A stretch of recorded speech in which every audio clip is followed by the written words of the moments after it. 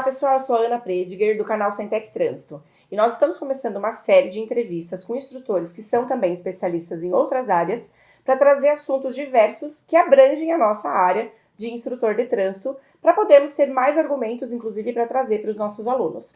E hoje eu trouxe a nossa instrutora aqui da Centec Cone Sul, Juliana Daga, que além de ser instrutora de trânsito, ela é também psicóloga especialista de trânsito e cicloativista. Hoje a Ju vai falar conosco sobre a questão da avaliação psicológica, que é tão importante e muitas vezes a gente brinca, né? E fala psicoloco e muita gente fala que é só para arrecadar dinheiro e tudo mais. A Ju, ela vai explicar como especialista da área para que serve essa avaliação e o quanto ela é importante, para que você, instrutor, possa trazer isso para os seus alunos e falar sobre a importância dessa avaliação, tá bom? Então, Ju, você quer se apresentar antes da gente começar? Obrigada, Ana. Quero sim. Olá a todos, é muito prazer, obrigada por estar aqui, né, recebendo esse convite para participar aí do programa. Então, meu nome é Juliana, sou especialista em trânsito, como você me apresentou, e vamos falar um pouquinho sobre a avaliação psicológica, que é muito importante desmistificar o que é avaliação psicológica e entender qual é o papel, qual é a função do perito psicólogo de trânsito, né? Assim como cada um tem seu papel dentro do processo de avaliação, né? O médico tem o seu papel, o instrutor de trânsito tem o papel dele também. Então é importante a gente estar falando um pouquinho sobre o que faz, qual é o papel desse profissional dentro do processo de habilitação. Bacana, Ju. Então, a primeira pergunta que eu quero trazer para você, Juliana, é sobre o termo psicotécnico, que ainda é tão falado dentro dos centros de formação de condutores, que é as autoescolas. Sim. Bom, precisamos entender que esse termo, então, ele não existe mais, ele já foi extinto há muito tempo. Então, assim como, por exemplo, sinistro de trânsito, né, não existe mais o termo acidente, sim sinistro, psicotécnico também não existe mais. Né? Até posso trazer uma situação que já faz desde que o Código de Trânsito Brasileiro entrou em vigor, CFC. Autoescola. Autoescola. Não se fala mais autoescola, mas a gente sempre fala autoescola. E se você fala CFC, às vezes até para os nossos alunos. Depois eu falo, né, que eles vão ter que fazer estágio no CFC, eles falam, o que é CFC? Que é? Então, até hoje, mais de 20 anos, as pessoas não sabem ainda o que é o Centro de Formação de Condutores, né? Então, a gente precisa mudar esse termo técnico no nosso dia a dia para que entre na nossa rotina mesmo, né? Então, o termo psicotécnico, ele vem da psicometria, que são apenas testes. Então, quem aí tem carteira de habilitação, que é mais antiguinho de carteira, né? Lembra que a gente fazia avaliação só lá no Detran e só tinha testes. Então, psicotécnico vem da psicometria, apenas testes. Porém, com a mudança do Código de Trânsito Brasileiro, entendeu também, né, que precisava haver uma mudança na avaliação psicológica. E, né, voltando um pouquinho mais, a avaliação psicológica, ela inicia-se com os condutores, com empresas de transporte de cargas, que eles perceberam, né, os seus gestores perceberam que havia assim, um número muito elevado de sinistros, né, e eles precisavam avaliar esse condutor. Então, além da parte médica, a gente precisava avaliar a parte psicológica desse condutor também. Então, daí que começa a avaliação psicológica para o trânsito, com os motoristas de transportes. E aí, então, né, foi incluída a avaliação psicológica para a carteira de habilitação. Então, com a mudança do Código de Trânsito Brasileiro, entendeu-se também que não era só a parte da psicometria, né, só dos testes. Esse condutor, ele precisava ser avaliado num contexto mais aprofundado. Entender quem é essa pessoa. Não é porque essa pessoa tem uma vida, tem uma família, tem uma motivação, ela pode ter uma doença, ela pode utilizar algum medicamento que pode interferir na sua dirigibilidade. Essa pessoa, ela, né, tem uma motivação para querer uma habilitação, né? Enfim, existe um contexto que vai influenciar na maneira como ele vai dirigir. Então, entendeu-se que precisava ser mais do que teste. Então, por isso foi colocado ferramentas para avaliar esse condutor. Uma delas, então, é a entrevista. Então, nós fazemos a entrevista, né, inicial com o condutor. Isso é de estado para estado, tá, pessoal? Aqui no Paraná, é iniciada a avaliação psicológica com a entrevista. E depois a gente faz os testes.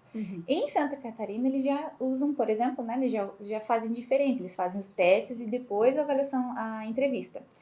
Mas nós estamos aqui no Paraná, então vamos lá. Primeiro a entrevista, depois os testes, né? Enfim. E eu posso utilizar outros meios, outras ferramentas para avaliar também. Uma delas é a observação. Então, como esse condutor se porta na sala do coletivo, como ele se porta na sala da recepção, como ele fala com a recepcionista também é uma observação que o psicólogo faz. Eu posso aliar outras técnicas também. Então, por exemplo, eu uso um texto reflexivo, né, para a pessoa refletir o seu comportamento no trânsito, né, quando eu vejo alguma dificuldade comportamental, né.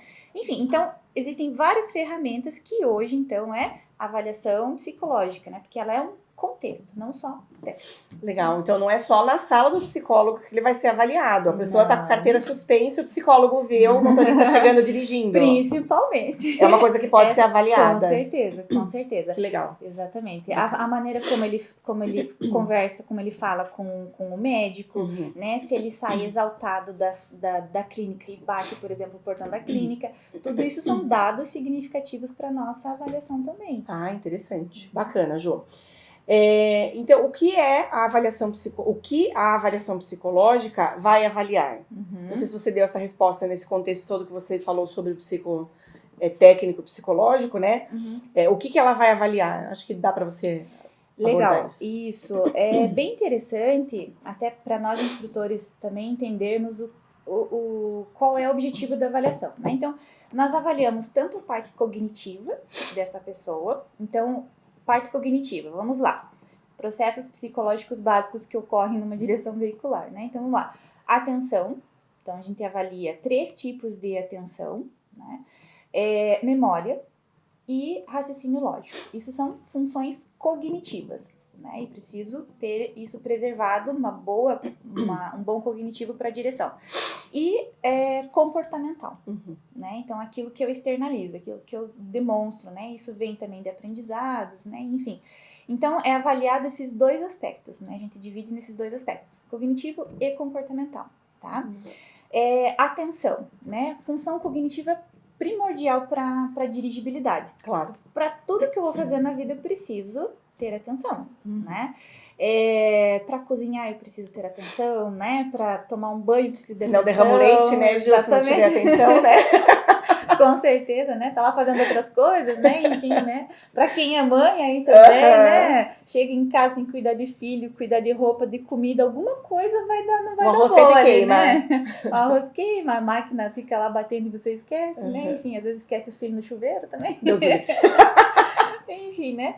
Atenção primordial, né? Preciso estar focado naquilo que eu estou fazendo, né? São muitas informações no trânsito e eu preciso ter essa percepção do que está acontecendo ao meu redor. Certo. Então, eu vou precisar utilizar essa atenção, né? Então, principalmente a gente usa aí tanto a atenção concentrada, né? Quando eu tenho apenas um estímulo a concentrar, ou também, né, quando que a gente fala atenção dividida, né, são vários estímulos ao mesmo tempo competindo ali. Então, é o pedestre, é o semáforo, é o motociclista, são várias informações ocorrendo ao meu redor que eu preciso estar atento a cada uma delas, né? Por isso, Ana, que a gente, né, fala muito, a gente tem aí o celular, a gente fala muito do celular, né? Então, é um competidor da minha atenção no trânsito, né? Com certeza. Então, se eu estou no trânsito, eu preciso estar em trânsito, focado naquilo, né? Memória, né? Todas as informações que nós recebemos, a gente guarda lá na gavetinha da memória. Isso eu vou trazer ela, a lucidez, quando eu estou no trânsito. Então, por exemplo, um instrutor teórico vai passar todas as informações de legislação de trânsito, né? Todas as regras, infrações e tudo mais. O aluno vai guardar na gavetinha da memória. Aí, quando o instrutor prático chegar lá na aula prática, ele vai precisar dessas informações que o aluno guardou na aula teórica para colocar em prática, né? Perfeito. E aí você vai dizer assim, nossa, mas o instrutor não ensinou isso? Não. Quer dizer, esse aluno não estava atento o suficiente para guardar aquela informação importante, que eu tenho certeza que o instrutor teórico passou para ele, mas em algum momento ele não estava atento e acabou não guardando aquela informação. Perfeito. Então, a memória também é muito utilizada no trânsito, né? Todas as informações estão ali elucidadas. E raciocínio lógico, né? Que, ao meu ver, hoje, muitas pessoas estão com dificuldade de raciocínio lógico, porque nós não estamos usando a nossa capacidade de pensar. Tudo está muito facilitado, né, pelas inteligências artificiais, né, e pela tecnologia. Então, eu digo que quanto mais tecnologia, menos estamos utilizando o nosso cérebro. tá? Raciocínio lógico é a nossa capacidade de solucionar problemas. E lá no trânsito a gente tem N situações em que eu vou ter que pensar. Vou fazer uma ultrapassagem. Será que a faixa me permite? Será que dá tempo? Né? Como é que eu vou fazer isso? Né? Tá vindo carro atrás, né? Enfim. Então, o tempo todo eu tô pensando, né?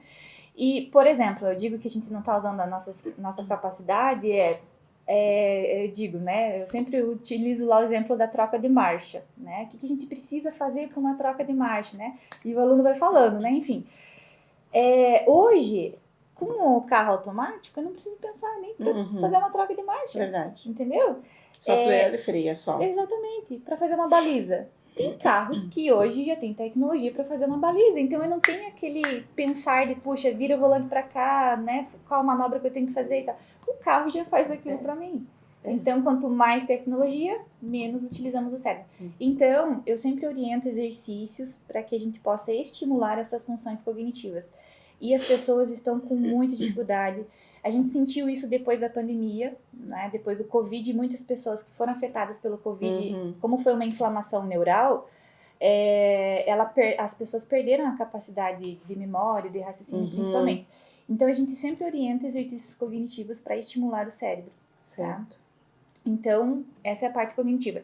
E a parte comportamental, aí entra toda a situação de respeito às regras, respeito ao próximo, questão de empatia, questão da paciência, da irritabilidade, né? Enfim, a ansiedade, né? O nervosismo. Então, entra toda essa questão comportamental mesmo, né? Como você falou lá, tá com a carteira suspensa e chega dirigindo. Opa, que comportamento ele mostra para mim, né? Mostra durante a avaliação, né? Ou tá lá sem carteira de habilitação, chega dirigindo e passou para chegar até a clínica e passou pela Polícia Rodoviária Federal. Né? Então, quer dizer, passou pela PF, chegou numa instituição que é de trânsito. Qual é a relação que ele tem com o trânsito? Ou quando eu vejo, né, pessoas chegando na clínica e utilizando a calçada para fazer a manobra, né, de moto, utilizando a calçada para fazer a manobra de estacionamento. Qual é o respeito que ele tem com o próximo? Né? Então, e são questões que eu pontuo na avaliação. Então, isso entra na parte comportamental. E aí, entrando assim numa questão particular mesmo da minha avaliação, eu vejo a intolerância das pessoas nesse sentido de que quando eu pontuo esses comportamentos, as pessoas não gostam. Entende? Elas reclamam que, mas isso faz parte do seu trabalho? Faz. Sim. É uma reflexão que eu não tô lá só para corrigir o teste que você está fazendo. A gente tá lá para pontuar o seu comportamento nesse espaço que é compartilhado e você também tem a sua responsabilidade para a segurança no trânsito. Exatamente, a gente precisa fazer essa reflexão. Com certeza. E muitos não gostam dessa reflexão, porque daí, né, tá falando algo sobre você. Puxa, eu não quero que você fale de mim. Né? Então, as pessoas não gostam que pontuem os erros dela ou, né, o comportamento que não condiz com a segurança no trânsito. Mas esse é o nosso papel, é o meu papel, a gente tá lá para fazer refletir sobre isso. Com certeza. Né? E as pessoas não entendem. Então, eu sinto essa dificuldade no meu dia a dia. Né? Não é só corrigir testes. Sim. Mas é fazer aplicar e corrigir, né? Bacana, Ju. Muito legal, muito interessante isso para que os instrutores tenham essas falas, né? Ao invés de falar que é para tirar dinheiro, ver esse outro lado que é muito importante do exame psicológico. Eu digo, Ana, que o nosso trabalho é muito a cortinas fechadas. A maioria das pessoas, de fato, não sabem. Então, é legal esse espaço que a gente está tendo aqui, porque é um espaço de abertura para que as pessoas vejam qual é o trabalho do psicólogo. Muito importante. Entende? Porque realmente, de fato, é muito a cortinas fechadas, então ninguém sabe quanto de índice que é reprovado, né? Por que a pessoa reprovou, então ninguém sabe. É assim, um campo obscuro, né? Então esse espaço é importante para as pessoas entenderem, clarear, né? Interagirem também. Então, se tiverem dúvidas, encaminhem para nós, que a gente vai respondendo posteriormente aí. que é importante saber. É muito importante. Bacana, Ju. Para que serve o tempo de inaptidão? Uma coisa que muita gente fala, né? O condutor vai, faz o exame, fica 2 dias, 5 dias, 30 dias inapto. Aí eles até falam, se der pra tirar dinheiro, como é que eu vou? Eu vou ficar assim, eu sou 5 dias louco. Eles falam, né? Sim. Depois eu tô liberado e não sou mais mais. louco. Não tem mais Então, problema. você pode explicar um pouco isso? Porque realmente é uma coisa que, né, suscita muita dúvida mesmo. Sim, é bem legal. Assim, o tempo de inaptidão, então, ele vai depender da avaliação e vai depender do que o perito designar como necessário, tá? Então, por exemplo, um candidato, ele invalidou um teste. Então, invalidar o teste significa que ele não seguiu a consigna e ele fez da maneira errada. Tá. Isso conta muito como ele age, né? Ou o que aconteceu ali, por exemplo, faltou atenção na consigna. Isso no trânsito... O que é consigna, Ju? Regras. Tá. Regras, né? Eu dei uma regra pra ele, Tá. dei uma ordem. Tá. Né? Dei uma ordem pra ele, ele não fez da maneira correta. E o teste, ele tem que ser feito da maneira correta, porque eu preciso corrigir esse teste, né? Porque existe toda uma padronização. Então, se ele não fez da forma correta, eu vou invalidar esse teste, ele tem que refazer. Aí eu não tenho por que deixar ele inapto 2 meses. Sim. Né? Então, eu vou deixar ele inapto 2 dias. Entende? Para ele retornar e refazer esse teste para que eu possa corrigir. Então, tempo de inaptidão curto, 2 dias, certo. Tá? Agora, por exemplo, ele fez lá o teste de atenção dividida, ou próprio de raciocínio lógico mesmo, e ele teve muita dificuldade, né? Então, uma dificuldade bem acentuada. Opa! Já é algo para se pensar, porque as funções cognitivas, elas são treináveis, tá? A gente pode exercitar, por isso a gente orienta exercícios cognitivos. Então, leitura, caça-palavras, no próprio celular a gente pode baixar aplicativo, tem um que eu sempre oriento, Train Your Brain, que é treinando o seu cérebro, então para quem quiser baixar ali, tá sem fazer nada, vai fazer exercício cognitivo, Legal. né? Ao invés de olhar Facebook, perder 30 minutos no Facebook, vamos fazer exercício cognitivo. Então, Instagram de hoje, não é mais tarde Facebook, é Instagram. Desculpa. E TikTok. Eu nem tenho TikTok pra você ter ideia, né? Enfim, né? Ao invés de olhar redes sociais, vamos fazer exercícios cognitivos, né? Então, teve dificuldade no raciocínio lógico, né? E eu vi que a dificuldade dele estava um pouco mais acentuada. Vou dar lá 20 dias para ele, tá. Que é o tempo para ele fazer exercícios cognitivos e retornar. Porque aí sim, se eu deixar um tempo curto, ele vai retornar, ele nem vai saber o que aconteceu, vai fazer de novo, enfim, não valeu a minha avaliação.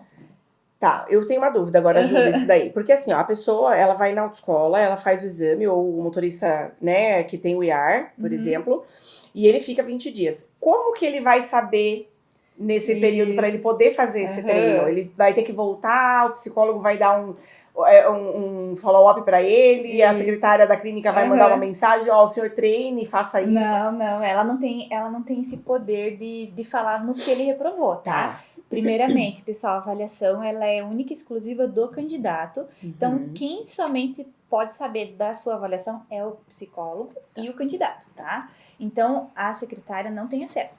Então, ela vai ver que ele ficou inapto. E esse avaliado, né, esse candidato, ele tem direito a fazer uma devolutiva. Bacana. Tá? É nessa devolutiva que não tem custo, é bom todo mundo saber que não tem custo, então o CFC não pode cobrar. Todos os estados têm isso, Ju? Sim. Olha só, gente, informação importante.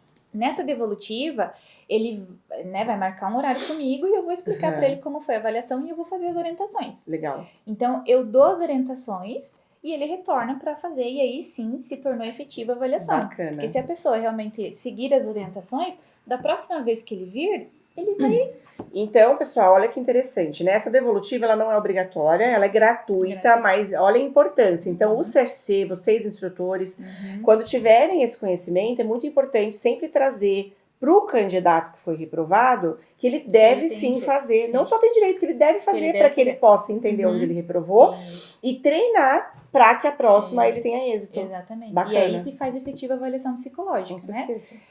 Aí para um tempo maior, né? Vamos lá, ficou inapto 2 meses, né? Então, alguma questão mais profunda, comportamental, aconteceu ali. E o psicólogo pode orientar, por exemplo, uma psicoterapia. Para eu entrar num processo terapêutico, no mínimo aí a gente já inicia aí de 6 a 8 sessões para a pessoa entrar no processo terapêutico. Então, por isso, um tempo de inaptidão de 2 meses, tá? Então, naquele momento, por isso a gente diz inapto temporário. Então, naquele momento, ele não está apto para a direção veicular. Então, eu posso mudar comportamentos, eu posso fazer treinos cognitivos que vai me capacitar para ter essa carteira de habilitação. Porque eu gosto de deixar muito claro, Ana, muito claro. Ter uma carteira de habilitação não é para todos, tá? Ter uma carteira de habilitação é uma permissão que o Estado te dá para dirigir um veículo automotor, tá? Então, a qualquer momento eu posso não ter essa permissão, tá? Ele não é um direito como, né, educação, saúde, não é um direito que o Estado tem que te dar. Tá. É uma permissão. Então, a qualquer momento eu posso não ter essa carteira por alguma razão, né, N razões, e a qualquer momento eu posso perder essa carteira. Então, por exemplo, atingir a pontuação lá, o que o Estado faz? Suspende carteira, né? Tô dirigindo com a carteira suspensa, o que o Estado faz lá? Caça a carteira. Então, perco o direito de a permissão para dirigir. Então, não é um direito, é uma permissão. Pera que a porta tá abrindo. Opa! Certo. Então, tá certo, Ju, bacana. É importante saber dessas coisas do tempo de inaptidão. Eu não sabia, né, que era para isso. É importante que todos saibam. Sim. Agora, indo já pro finalzinho, a gente já tá quase que finalizando. O que você acha, Ju, da nova validade da CNH, que hoje, né, a pessoa pode ter 10 anos para ter que renovar a carteira novamente? Tá, então primeiro que não é 10 anos, é até 10 anos, né? Ou seja, significa que a pessoa pode revalidar ela daqui 5 anos, 2 anos, né? Enfim, vai depender da avaliação do perito. Certo. Seja ele médico, seja ele psicólogo. Então, nós também podemos diminuir o tempo de validade. Então, até 10 anos, tá? Particularmente, não concordo com esse tempo de avaliação aí tão estendido, tanto é que, né, tem proposta aí para que a avaliação psicológica seja até incluso em toda a renovação de habilitação. Então, porque a pessoa que não tem o EAR na carteira, que é o Exerce Atividade Remunerada, definitivamente ele vai fazer a avaliação psicológica dele somente na primeira habilitação e nunca mais. E nesse tempo, né, de carteira de habilitação, né, nesse prazo aí, muita coisa pode acontecer. Né? Eu posso ficar doente, eu posso ter uma depressão, posso ter uma ansiedade, enfim, né, vou fazer uso de algum tipo de medicamento, e isso vai interferir na minha dirigibilidade. Com certeza, vai afetar minha parte cognitiva, né, vai afetar minha parte comportamental. Então, em algum momento da nossa vida, a gente vai ter algum problema, alguma situação que vai afetar minha dirigibilidade. E, infelizmente, nós não temos essa capacidade de inteligência intrapessoal de dizer assim, não, hoje eu não estou no momento, ou né, durante tanto tempo, X tempo, eu não vou dirigir porque eu não estou em condições emocionais para dirigir. Pergunto qual é a pessoa que faz essa avaliação pessoal. É muito raro, muito raro. Então, a avaliação, tanto médica quanto psicológica, é justamente para que a gente possa acompanhar esse condutor. Tá? E agora, você já pensou acompanhar esse condutor a cada 10 anos? Impossível. Né? Não tem como. Então, para mim, deveria ser menos tempo. Se pelo menos tivesse um link com um médico que acompanha essa pessoa, né? Então a pessoa começou um tratamento psicológico, o psicólogo que tá fazendo esse tratamento fala, você não pode dirigir durante o tempo, mas não existe isso, né, Juliana? Tem em casos mais sérios de problemas de saúde, seja físico ou que seja, né, o médico perito, né, do INSS, ele pode retirar a carteira desse condutor. Interessante. Então, mas só nessas situações. Nessas situações. Em outras, tipo, uma situação mais particular, digamos assim, que não chega aí pro INSS, por exemplo, dificilmente, né? Se, por exemplo, teve lá, a pessoa teve um surto psicótico, no caso, né, extremo aí e tal. E um familiar quiser, né, essa pessoa não tá em condições de dirigir, vou lá no Detran. Não tem o que fazer. Nem o instrutor, né, tem essa condição, na verdade, porque acontece de a gente ver em sala de aula, você sabe disso, Ju, porque você também é instrutora, e, né, eu até vou dizer aqui, ficou meio acanhada, mas é a verdade, né, tipo, como é que passou no psicológico, né, muitas vezes o instrutor se pergunta. E realmente já aconteceu situações em sala, né, de autoescola, eu que era instrutora em CFC, né, eu ter vontade de chegar pro Detran e falar, Detran, reavalia esse candidato, porque ele não tem condições, né? Exatamente. Ele não tem um comportamento adequado para estar no trânsito. E eles falaram que eu não tenho. Eu tentei, né, eu entrei em contato com o Detran, e eles disseram que quem fez a avaliação é o psicólogo e ele é o responsável por isso. E eu não tenho o direito, digamos assim, de solicitar que a pessoa refaça um exame. Porque a avaliação, ela é momentânea, né? Então, naquele momento, ela estava em condições para tirar a carteira de habilitação. Sim. Não sei o que aconteceu depois com essa pessoa, sei lá, né? Enfim, problemas a gente tem, problemas emocionais, né? Podem ocorrer. Podem ocorrer. E que surgiu esse tipo de comportamento, né? Então, mas a gente não tem realmente, de fato, esse poder aí de tirar depois. Pois é. Então tá bom. Ju, eu acho que agora a nossa última pergunta aqui. Você já respondeu a questão de se fazer a avaliação só uma vez, né? Era uma outra pergunta. E o que você acha disso e se você sabe, conhece, se tem proposta de mudança para ter a avaliação. Você falou que tem, né, uma proposta, né, na verdade, de se fazer a avaliação psicológica a cada renovação. Isso? Na renovação, exatamente. Então já tem essa proposta, então para quem não tem o ER, porque quem tem é obrigatório fazer. Sim, né? cada renovação. A cada renovação ali, ou alteração de categoria. E, enfim, tá tramitando aí essa necessidade de se fazer a cada renovação. Porque o trânsito, bom, você sabe, né, que o trânsito que mais mata, né, pessoas no mundo é a situação do trânsito, né, é esse lugar aí. Então a gente precisa mudar esse cenário e a gente está aqui para contribuir para isso, né? Essa é a ideia, esse é o objetivo. É isso aí. Então, pessoal, é isso hoje, o nosso primeiro Sala dos Instrutores. Espero que vocês tenham gostado. Compartilhe com todos os colegas da área de vocês. Todos os instrutores precisam assistir esse podcast para poder ter uma noção. E a Ju ainda vai voltar, né, outro dia para falarmos sobre ciclomobilidade, que é muito importante que o instrutor coloque essa questão do ciclista, traga isso para os seus alunos, para que a gente tenha um trânsito mais seguro para os ciclistas que também fazem parte do trânsito e é um meio de transporte super importante, né, Ju? Sim. Então, uma outra hora a gente vai falar sobre isso também. Então, é isso. Espero que vocês tenham gostado e se tiverem aí uma ideia de pauta, coloquem nos comentários que a gente tenta trazer para vocês, tá bom? Até a próxima, pessoal! Tchau, tchau!